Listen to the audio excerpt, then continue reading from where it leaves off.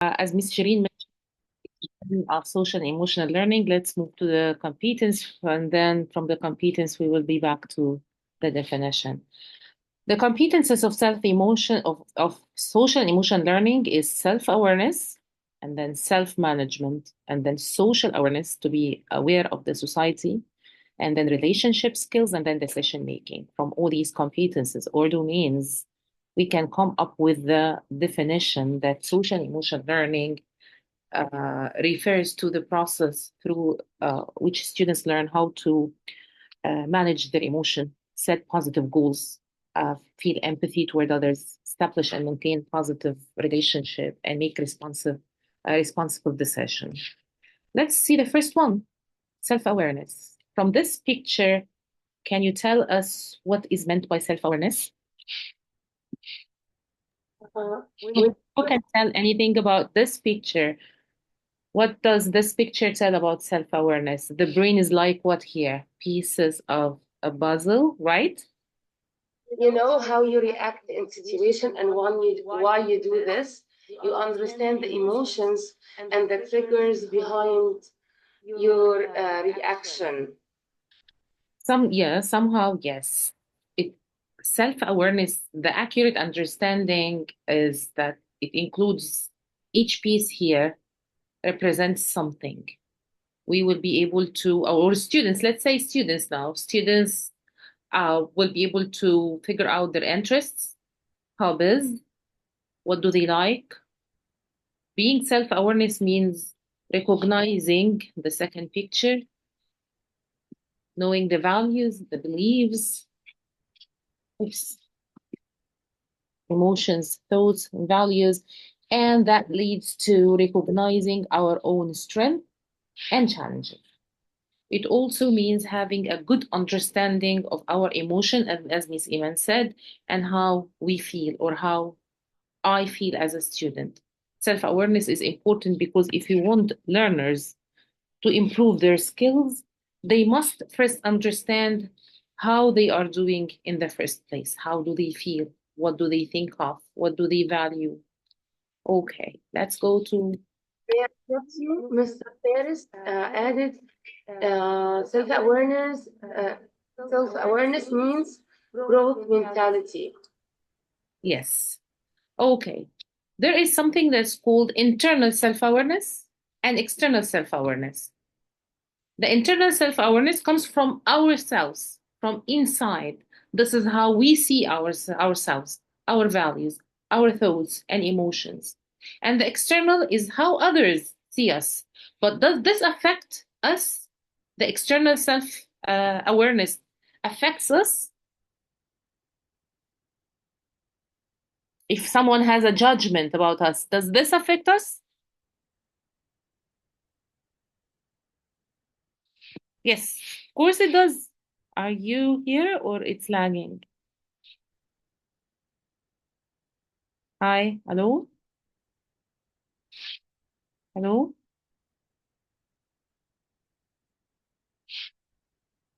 Hello? Yes, Engy. Oh, okay. So the external self-awareness is how others see us. Does this external self-awareness affects us? Yes, sometimes we have fear of judgment. Yeah. Yes. Right. Oh, I think yes. Just let's hold for.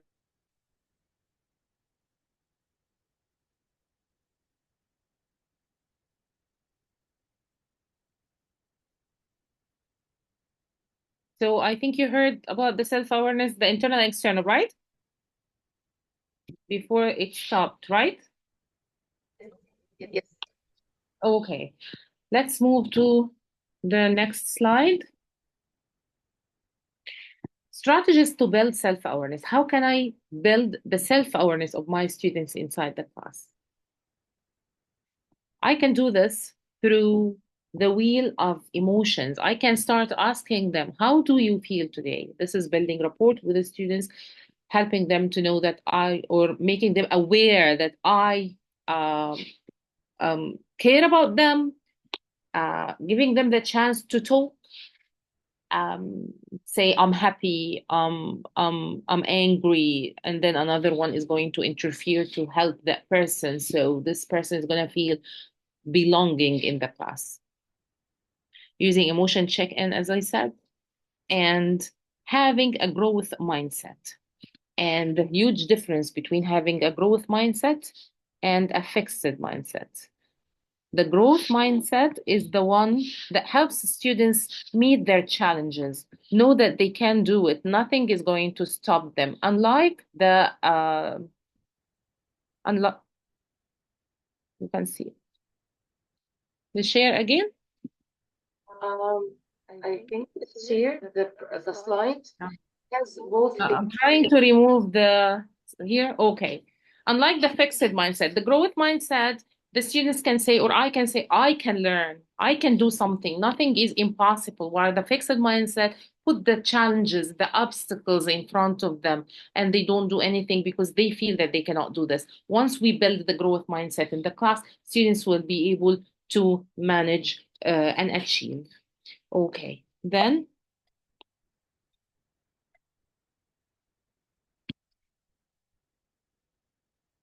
okay.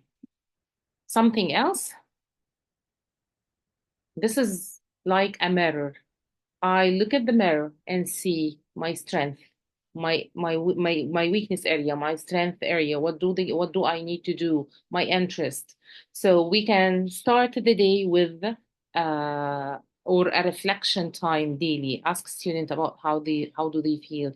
Questions on self-awareness, like or giving independent journal timing to write about how do they feel, what worked well today, what didn't work well today, how can they work on the challenges, what are their plans to do this assignment, what kind of help do they need, or develop work goals together, and encourage risk taking and trying new things. And students will not be able to do this unless they have support and unless they have a safe environment in the class, a safe environment while they ask questions and they know that they are not going to be embarrassed or bullied. And from this point, a growth mindset can be built inside the class. Okay. The importance of self-awareness, why it is important to be aware of myself and help students to be aware of themselves. Is it helpful in the class? I can ask these kinds of questions in the class. Who is someone who was on fire today? And listen. Who is someone who helped you today? I might ask them to say the answers loudly, or I can ask them to write it on a sticky note, and then they go give the sticky note to that person who helped them today. And that builds a rapport inside the class, builds a community inside the class. Who is somebody who made you feel good about yourself today? What is something you are proud of yourself today? So, self-awareness refers to recognizing one's understanding, limitation, and thought process when engaging with concepts. Here are some examples where self-awareness can play a crucial role in class. And I made sure that I include math examples from math classes, because whenever we have professional development sessions inside our school or my school, the math teachers and math department always say that we don't have time for this. This is not applicable in math. Although all strategies and all ideas are built on researches and these and case studies and are applicable on all grade level and all subject areas. So let's see this example of self-awareness in a math class. And this is what we need to do. See, we need the cat to see herself or itself as a line in the mirror. And that is not going to be done unless this cat or this little child or this teenager who's still struggling, doesn't have a mature emotion to feel confident to be able to see his reflection as a lion in front in the mirror. A student working on a calculus problem, in calculus, this is high school, and calculus is a difficult subject, may realize they do not fully understand the concept of a derivative. This awareness, I am aware that I have a problem in this area, can prompt the students to revisit or restudy or go back to the foundational material or seek help or find additional resources to solidify their understanding. This also happens when they have a growth mindset. They won't be frustrated and throw the book and say, I don't know. Identifying Identifying problem-solving strategies while solving a complex algebraic equation, a student might notice that they tend to jump to the conclusion. That might happen in all subject areas. It's not only in math. Students jump to the last step or to the prediction without seeing the steps or the sequence, without fully analyzing the problem. Recognizing this tendency can lead them to adopt a more systematic approach, checking each step for accuracy before moving on. And then the most important step, everywhere and every time, reflecting on our errors or reflecting on our days. When we think, what did we do today? What worked well? What didn't work well? How can I work on my area of weakness? What strategy worked well today and it's going to help me um, in the future when I study? So after solving a set of problems, a student might reflect on their mistakes and notice a pattern, such as consistently misapplying a formula or making arithmetic errors. The self-awareness allows them to focus on specific areas for improvement, like reviewing the correct use of formulas or practicing more. Okay, we went through the self-awareness. We know the puzzles here. That's our strength, our interest, our hobbies. What do we like? What don't we like? And this needs confidence. So what kind of skills we need to build inside the class? So for self-awareness, we need to help students understand the strength and challenges. What else? Adopting a growth mindset, the mindset that tells the students, you can do it, you can do it. Don't give up. Developing hopes for the future. When they set their goals, I want to do this and this by the end of the day or tomorrow or in the future. So they have a goal, they will be able to reach it. Understanding emotion. Why I am angry. How do I feel? Why I am angry? Is that level of anger is suitable to the situation itself? Developing good character and developing confidence and self-worth. Self-management, the second competence. Manage your emotions. Students feel depressed, feel frustrated inside the class, maybe from their anger, they are anxious about the subject, maybe they have a problem in the morning while they are on their way to the school or anything, and they feel impatient. And I have to deal with this as a teacher inside the class. What kind of student are these ones? Have a look here. Those ones are impatient. They can't work in a team. They can't wait in a line. They feel depressed or down. They can't cope or get along with others easily. And this is what we need to reach. We take the criticism, but we have self-confidence. We know what do we need to do. We shut our ears to the criticism. How can we do this? Strategies to build self-regulations. So I need to have a note. It's simply like having a note and writing down what do I need to do. Maybe I need time management. Maybe I know I need to stop being triggered easily. Okay, so regulate or manage reactions to emotions like frustration, anxiety, or excitement. Express the emotion, just like saying, I have been left out. No one likes me. Okay, building again a growth mindset and helping students know what is a growth mindset and what is a fixed mindset, the locked one, that one that is not going to take us anywhere.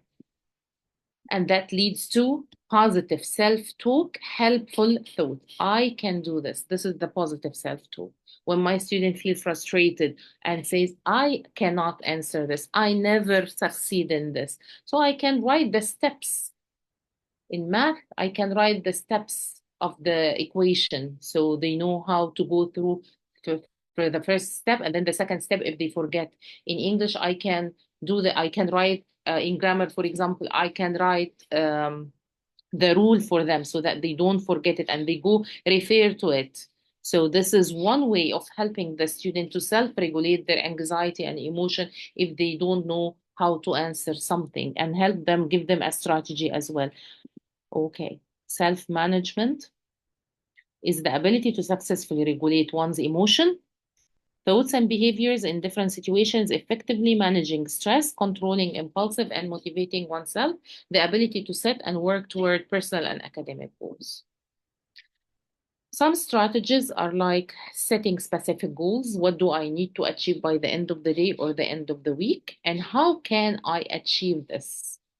Okay, to be organized so that I don't go through frustration time, tantrum, planning and organizing, time management, using self-monitoring technique, what worked well with me, then I will use this later. Seeking feedback and help. The students can go to the teacher or can go to any of his friends or classmates to get feedback and get help. Adjusting strategies. If this did not work with me, I can do it. I can use another strategy. But I seek help to know how can I do this. Managing emotion. If I feel depressed and down, simply I can have a break and listen to music or have a nap. This is one of the strategies I can set for myself or teach my students to do this. Reflecting on performances. What did I do? Was it good? Yes or no? Then what do I need to do next? Do I move one step forward or I have to readjust or adjust one of the strategies I wrote for myself? Developing persistence. I can do this. This is the growth mindset. I'll do it no matter what. If someone can do it, I can do it also. Okay. And then the skills that we need to help our students achieve: planning ahead, because when we plan, we have timeline. We know what do we have to do. Nothing suddenly comes up. Utilizing study skills, developing self-control, utilizing coping strategies, preserving through challenges, becoming resilient, and managing emotions. Okay, now social awareness. Why it is important to be aware of the society around me. On Facebook, I always go through a text like, that one who invented the AC has to go to heaven. We always hear that, right? So when students know what happens around them, they appreciate what they study. If students, for example, in a math class know how the microwave in the kitchen is related to math, and these waves are of equations and calculation that helps to know how food how the microwave is interacting with food. So we help students see what they study in real life. Why do they study this? All our students always tell us, I'm not going to be an engineer. Why do I study math? But math is everywhere around us. Okay. So the ability to take the perspective of and emphasize with others, the ability to understand social and ethical norms for behavior and to recognize family, school, and community resources and support. How can I build social awareness inside the class? This picture is everything, the heart and the brain at the same time. Understanding different learning styles. When I know that my colleague has a unique, something unique that I don't have, I learn by seeing and he learns by reading, so we can work together to achieve. So, and they accept each other differences and they know that our differences is the key to success. Empathy towards struggling peers. I put myself in the shoe of someone else, and instead of mocking that person, I start helping that person. And that makes a wonderful atmosphere, a wonderful environment inside the class when each one accepts the difference of the other one. Even if I have a student who is special needs student, if I build a safe environment and help students to um, uh, build empathy and have empathy inside the class, they are going to help each other. The class is going to be as smooth as a symphony in the opera. Appreciating mathematical diversity, respectful communication, recognizing subject in social context, as I said, how, for example, the microwave is connected to math. This is an example in English, history, and PE and drama class. In English, I can say to the student, what do you think the characters are feeling? How can you tell they are feeling this way? How would you solve the problem? Can you use words from the story to explain how you feel when you? That means I put them in the place of in the shoe of the character.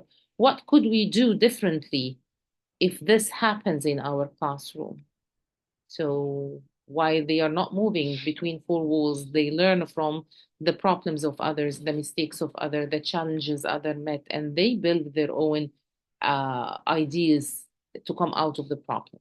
In a history class, for example, in the war, I can ask students to discuss or write about what it must have been like to leave home and live with a new family, building empathy and being aware of the problems in the society and the world.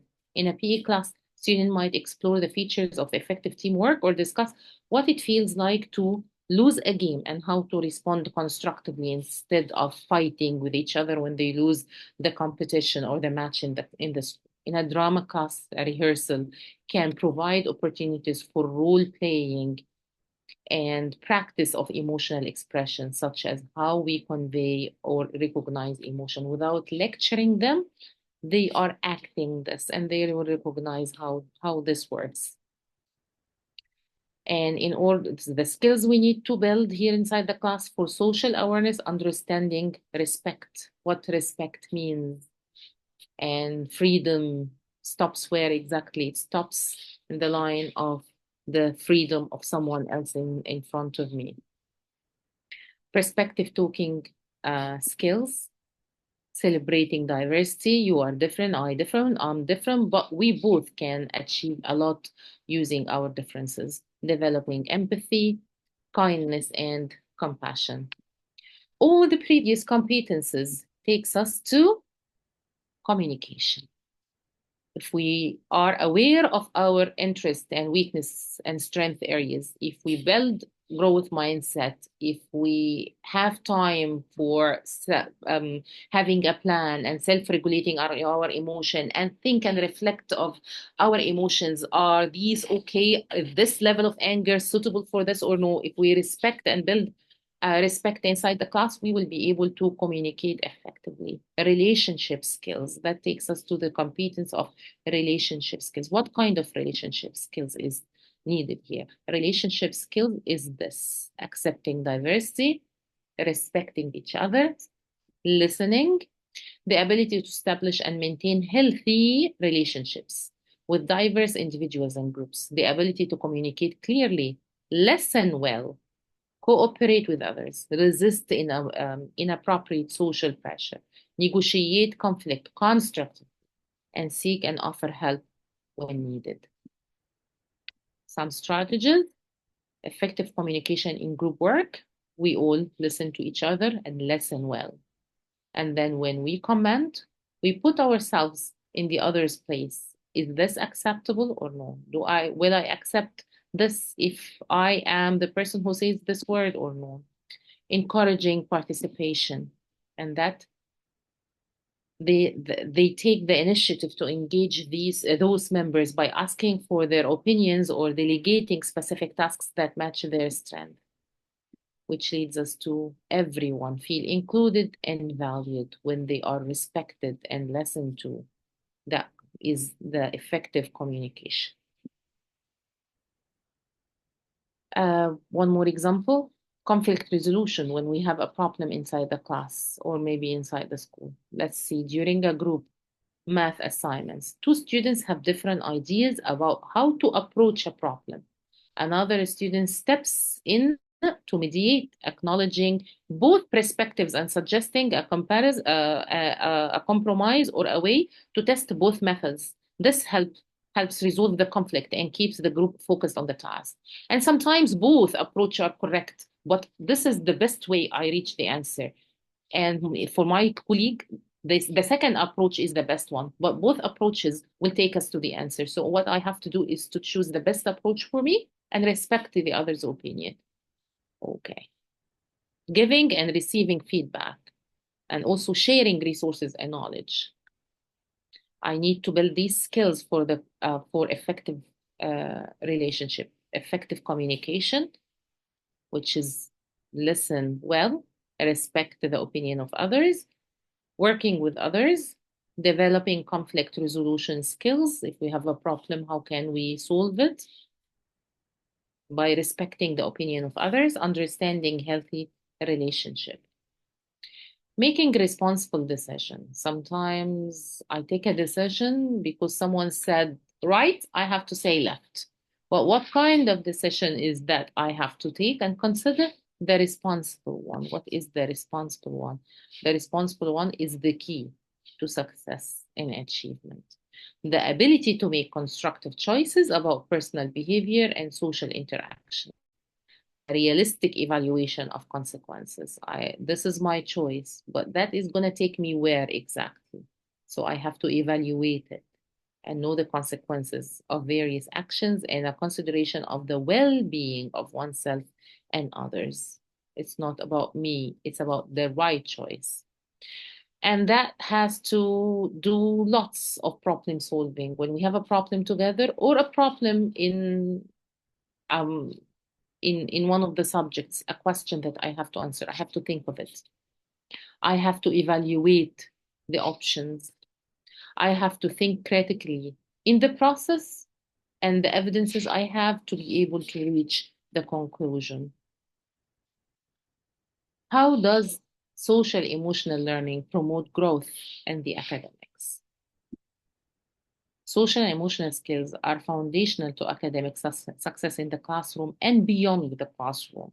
When educators teach and target social and emotional skills, they are providing skills that students need for academic work. For example, in order to complete an assignment in a math group, students must know how to work well with others, communicate effectively, problem solve, and collaborate. Social and emotional skills are completely intertwined with the academic skills we expect of students every day. Then the skills that we need to enhance inside the class is understanding responsibility. What is meant by being responsible? What is meant by decide, have a decision? Developing values and morals, using problem solving skills, understanding peer influence, improving healthy habits. And this is all the skills we need to build inside the classroom with the 5 competences of the social and emotional learning. I'll put them all together if you would like to have a screen shot of the screen. And then I have a question and I want to hear your answer. Does social and emotional learning relate to mental health? Yes, How? because when part of mental health, your ability to understand yourself. So Yes. yes, you have to like. I know, for example, if I'm tired, I know that my body needs to rest. Yes. Situation that triggers me, and I'm in the middle of an exam or something important. So avoid it or pause it till after the exams or the important tasks you are involved in. Like, so this is how social emotional learning relates to our mental health. Yes, because also they equip the students with the tools and the resources to address mental health challenges that interfere with their life. Learning and well-being, for example, difficult, for example, regulating emotions, concentrating, interacting with peers. So it is related to mental health. Yes, thank you.